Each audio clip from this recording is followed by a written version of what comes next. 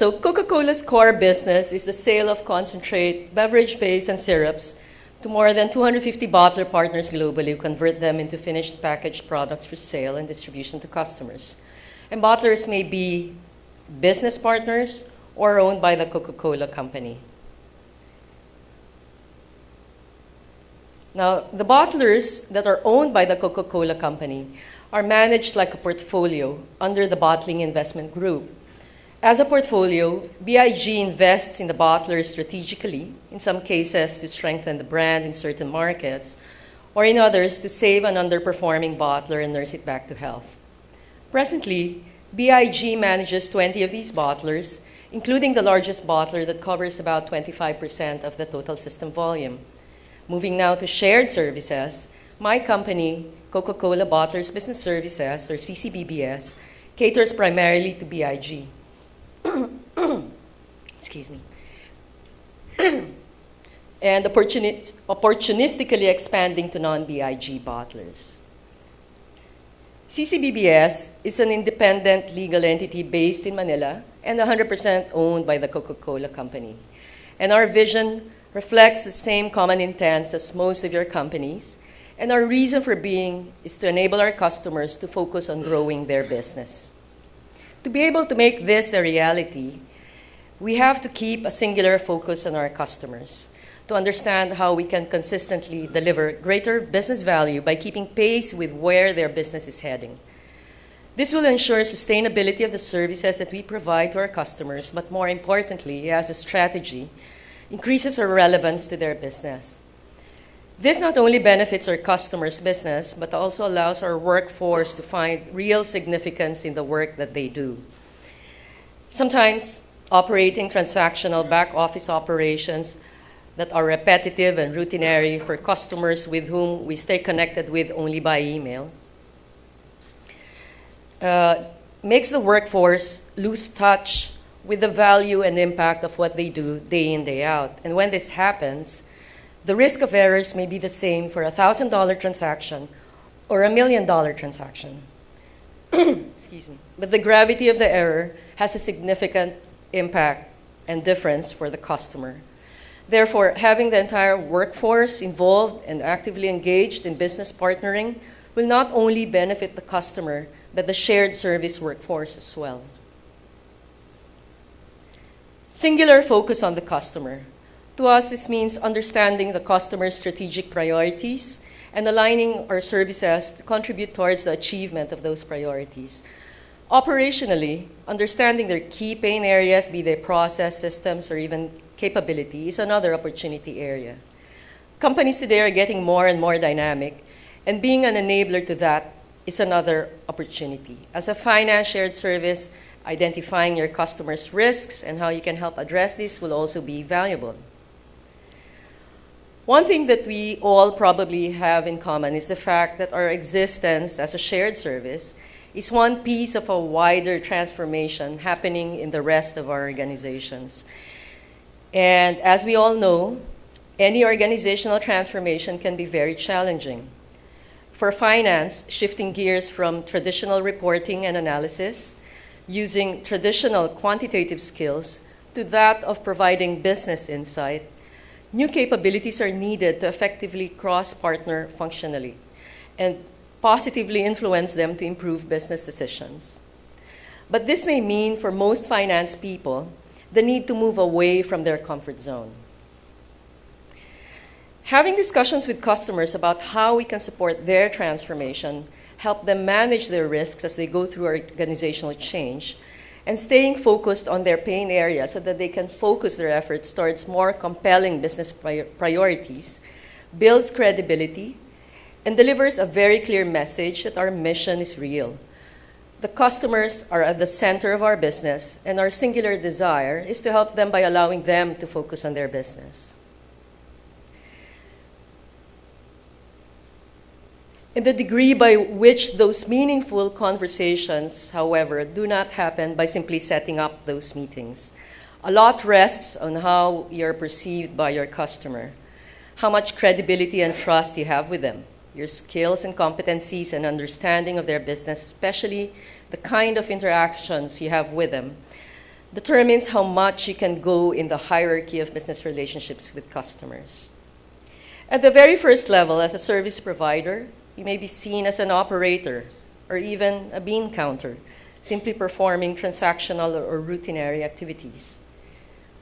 Or you may be listened to.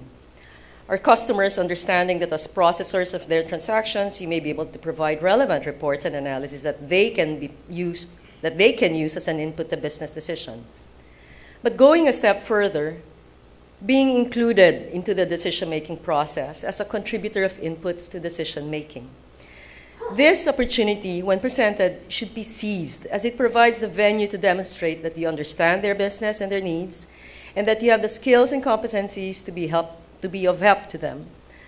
Combining this with essential behaviors will lead you to start building credibility and trust that can take you to the next levels of the hierarchy, being empowered and the sweet spot, being a full partner, where your team and the customer's teams work cohesively as a whole indistinguishable unit. It'll be good to understand where you're at in this hierarchy and where you'd like to take your organization. And it is also good to note that while strong leaders are a good lead-in to building trust and credibility, it is important to recognize that they're really just a foot in the door. The services have to deliver the promise.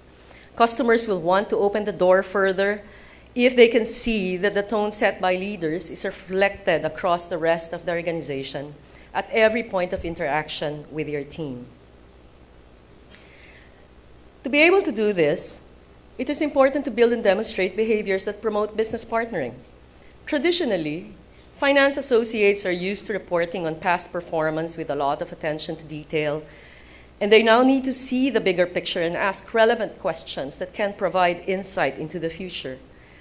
Typically, they are reactive, identifying issues at hand, but that needs to quickly shift towards identifying resolutions and being more proactive in driving actions to address root causes of issues. They need to demonstrate better flexibility, learn to respectfully challenge ideas backed by data or rationale to positively influence decisions or directions. They need to stop from being too focused on every minute detail and considering all potential options, and learn to be comfortable with taking action despite sometimes incomplete information. Now, borrowing from our colleagues at CIMA, there are certain facets of our shared service operations which may provide good indicators of the elements that influence how far we can go in the business partnership hierarchy. In finance accounting operations, that could be a takeoff point to address the basics. For whatever scope we do, we have to do them well, consistently delivering on our SLAs, driving process improvements and efficiency, and assuring a tight control environment. Scope penetration is another indicator, from performing transactional routinary work for a single function to more analytical reporting for decision support for multiple functions. Organization strategy and structure reflects how aligned you are with the customer's business strategy, and your depth of workforce management skills influence how nimble you can be to adapt to changing needs. Organizational culture is also indicative, whether you're internally focused, concerned about SLA delivery, or more customer-focused, where you're quick to spot opportunities to deliver value to your customers. Finally, how you manage your overall performance, whether your goals or strategies reflect your customers' drivers and goals, and whether your performance reporting routines have a high level of engagement with your customer, are insight-driven, dynamic, and have a bias for action. So given all that, how does CCBBS stack up against all these? Allow me to share a bit of our journey in finance shared services to give you some context in our journey along business partnership as well. We were formed in 2011 as a centralized finance shared service mainly for the Philippine bottler, where our focus was, at that time, was building shared service disciplines around performance management, process improvement, and controls and compliance. We were peculiar in that we inherited a workforce from the business not profiled for shared services. So much effort was really spent trying to shape our associates' behaviors to make them succeed in shared services. 2012 was a continuation of the building of disciplines, but with expansion to other bottlers like Malaysia and Singapore. 2013 was a bit of a step back for us when we became, from a shared service, we shifted into a BPO to the Philippine bottler when it was sold to FEMSA of Mexico. So overnight, we became a BPO when we entered into a 180-page BPO service agreement, which required a shift in our ways of working, a tighter review of our rule sorting and SLAs that required more rigor and transparency in metrics and exception reporting. In 2014, we were presented with an opportunity to focus on relationship building, to build credibility with a new management that we understood their business, would like to work with them and align our priorities to address their needs, especially in light of the organizational and business transformations inherent to their entry into the business. Internally, we had to reorient our leaders and our teams to be more collaborative, to not just raise issues but help drive the resolution of issues, to understand context and rationale and not simply perform tasks as instructed, to learn and be curious about developments in our customers' organization and their business. Towards the end of 2014, I did have a meaningful conversation with the bottler CFO to ask how we can help them in the next wave of changes in their business. And he said, "I need you and your team to be a finance steward of my business." This was a tremendous opportunity for us to strengthen our partnership with them, notwithstanding the fact that we were perceived as a third-party service provider. So we proceeded to define our 2015 goals towards exactly that, finance stewardship.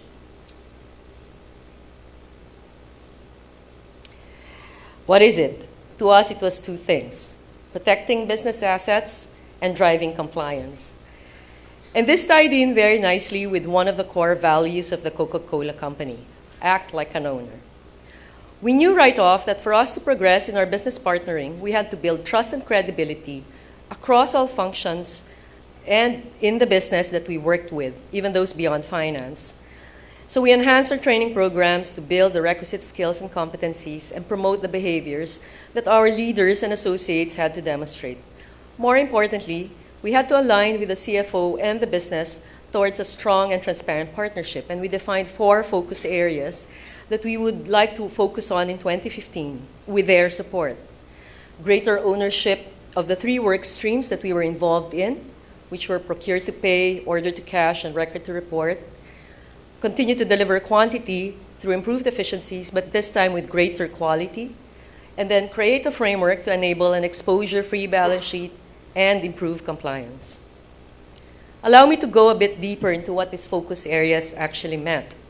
First, we adopted the same 2015 goals as the business. As an example, in the procure-to-pay space, where we would normally measure ourselves on vendor invoices processing on time, we changed this into vendor payment on time, which meant we shifted from being very internally focused, concerned with SLA delivery, to a wider oversight on the entire work stream. What made this powerful was the fact that the metric was not just set for us, but this same metric was also given to each and every business function who impacted the process, whether as a requester of payment, a receiver of goods or services, all the way to the actual payment. We also agreed to measure lead metrics at every pain point of the work stream to provide transparency and focus on non-compliance that are actionable. And we created structured monthly engagement routines where the critical functions were present to understand areas in their functions with gaps that impacted the overall performance of the work stream. We did the same exercise for order to cash and record to report. Full work stream ownership, which is the second focus area, meant that our teams led cross-functional projects with the main goal of achieving each of the shared strategic metric targets. So we identified all the pain points, drilled down all the root causes, redefined work processes and touch points to address the root cause, identified action owners, and these were action owners not just on the shared service side, but on the business side as well, with defined timelines. Each of these initiatives were run like project management offices, or PMOs, with weekly touch points on progress and monthly engagement updates with executive sponsors. And while this was going on, we still had the staple requirement of driving process improvements internally as a shared service, but this time embedding right first time as a discipline and not just SLA delivery. And finally, we completed the transition of all teams into activity-based structures because we felt this was a key enabler for any future changes. The next focus area was to enable an exposure-free balance sheet. And to deliver this, we created a framework that we referred to as Project R3. Without going into too much detail, what this is a framework that creates a method of classifying each transaction on the balance sheet into either a reportable item, which would require further action, or a reconciled item, which would be a normal transaction. Through this framework, all balance sheet review routines with various business owners was better spent reviewing and actioning reportable items. Finally, to help our customers' compliance, we took on some transactional tax compliance involving verification and validation of physical or virtual tax documents involving value-added taxes or withholding taxes, and also provided a central repository for all their tax documents, physical or virtual. Apart from transactional tax compliance, we also helped and created and reported some business dashboards to keep track of critical asset-related routines like physical inventories and the follow-on book versus physical analysis to provide an overall view to protecting the company's huge investments in physical assets. And the interim results of all these initiatives are very promising. In the OTC space, we have been able to unlock $15 million in cash by resolving issues on receivables and improving collection forecasts accuracies to 97%. In the procured-based space, the results were even more dramatic. The strategic and lead metrics are at an all-time high, with PO-based transactions comprising 90% of all our vendor transactions. Vendor invoice compliance is at 99%, GR on time at 99%, all contributing to the overall vendor payment on time at 97%. Finally, in the record-to-report space, there is a tighter oversight on balance sheet with 50% of the identified reportable items already cleared after 4 months of implementing Project R3. And various dashboards are now in place to allow management to focus on interventions needed in lagging areas. Now, interestingly, with the deeper business exposure that our team had leading cross-functional projects and the credibility that stemmed from that, we also saw some opportunities to improve efficiency and effectiveness of the work stream by centralizing work in other areas, even beyond the traditional finance footprint, shown here in this slide in lighter fonts. And we have presented these to the CFO and his team, and they are very supportive. Detailed planning is now ongoing for some of these priority activities that we identified, and we are now programming them for next year. So the approach has shifted from being functional to really towards work streams. Definitely a strong validation that we are heading towards the right direction and that our relevance to the business is getting stronger. Internally, a boost in the arm of our workforce, a strong recognition of the value of the work that they have all contributed to deliver. Now, taking a look back, we believe that what worked well was having a strong and real alignment with the customer on priorities and ways of working, including how we were going to measure ourselves. We coupled this with a strong executive sponsorship, not just from finance, but from all the customer functional heads who were involved in the work streams that we were impacting. Project governance and routines allowed all involved in the changes to be aware of the progress and, more importantly, the roadblocks that required intervention. Consistency in these routines were critical to ensure continued focus on until the targets were achieved.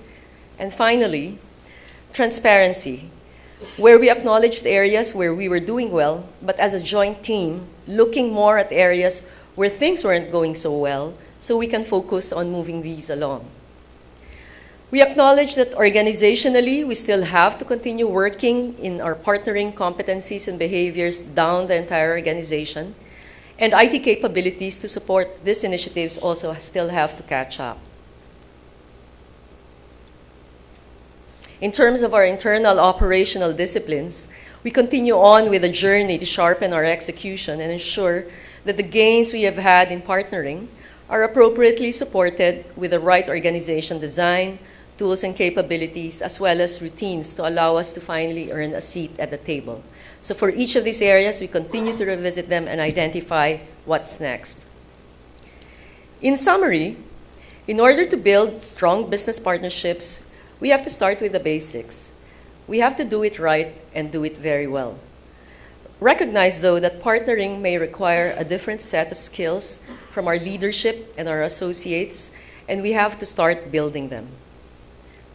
Focus on the customer, understand and align with our goals, know their pains and risks, and figure out how you can help contribute to achieving their goals while adding value by addressing their pains and risks. Finally, credibility and trust are key to going up the partnership hierarchy. And the deeper you're able to build this in your organization, the stronger your proposition will be. With that, I'd like to end my presentation by sharing a quote on the best business partnership from Michael Eisner, CEO of Disney. And once you experience what he describes with your customer, you know you're getting there. Thank you.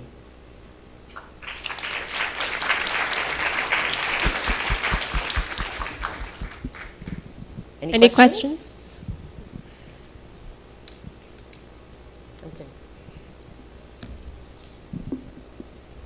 Yes. Yeah. How do you track or monitor behavioral change, and how to link the behavioral change to the benefits shown? Okay.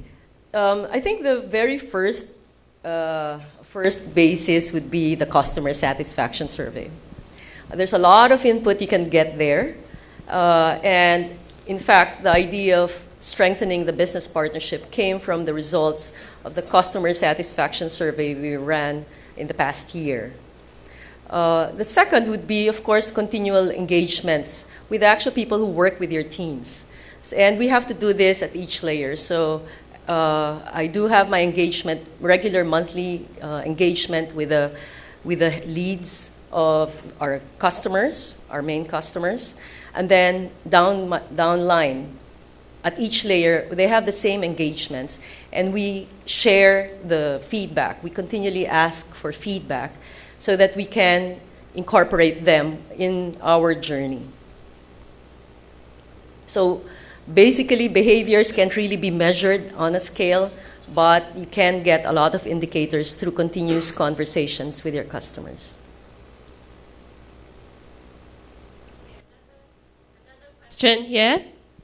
You have touched on metrics and how now moving to shared metrics. Can you expand on this relevance to your reward system?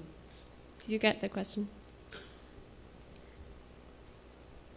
You're asking how the metrics are linked to the reward system? The reward system. I believe this is our delegate wanted to hear.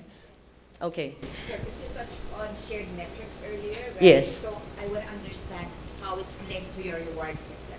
Because now you're from a team-based, from a team or individual performance rewards program, maybe you're moving into a shared rewards program also. So I want to understand how that's linked. Thank you. Okay. Thank you for the question. What we have is a scorecard that clearly defines the percentage of your overall performance that's directly linked to your metric. But apart from having those quantified metrics in each individual scorecard, we always have the qualitative or behavioral aspects. So we're able to deliver the message that it isn't just about metric delivery. A lot of it has to do with behaviors, with the way they collaborate, with the way they address issues, and the way they essentially interact with our customers and their teammates. That's how the shared metrics is actually rewarded also. Yes, that's right. Okay, one more question from the floor. Thank you. My name is Hassan Zarani from Sabic Company. I have one question pertaining to customer satisfaction. Now we have for the most organization adopting shared service, they have the customer feedback system, or sitting with the customers, just to dialogue and see where is the issues. This is from one aspect. From another aspect, we have now MPS, most of the organization adopting the MPS. From your experience in the shared services organization, which one of them, from those two aspects we should focus on and could really measure, the customers and try to keep, the long last, relation with the customer? Okay. Actually, we do both. So we have the regular feedback, customer satisfaction, but we also do the Net Promoter Score. And I think what's important to recognize is that none of those methods actually give you an absolute score where you can actually say whether you're doing well or not. I mean, to be honest, when we started the Net Promoter Score, we had a very high negative. We were double-digit negative on our score. But what I'd like to emphasize is that this only establishes, the first time it establishes the baseline. And every year, and this is what I tell our teams, what's important is that you always progress from where you were. So there is no actual passing score of 80% or 90% or 70% or even 40%. It's what you do versus your last baseline that's important. And provided that you recognize that you're doing something right and that you're impacting your customers more positively and that you're getting more supporters, then for us, or at least for me, you're doing the right thing and you're doing a good job. Thank you.